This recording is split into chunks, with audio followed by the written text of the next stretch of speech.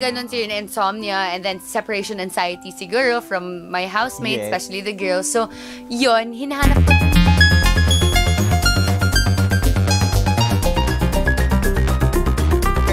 So, yun na lang. So, that's the like slow things lang na ginagawa ko. I'm not doing grand things muna kasi baka mabigla. Ma-overwhelm ako.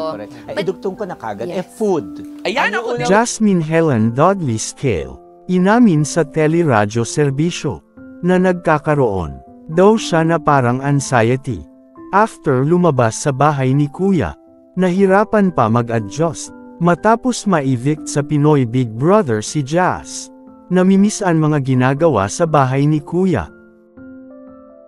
Lang. Like, Yes. Jas, parang kanina ka pa dyan sa CR. Oo. So, yun na lang. So, that's the like slow things lang na ginagawa ko. I'm not doing grand things muna kasi baka mabigla. Ma-overwhelm ako.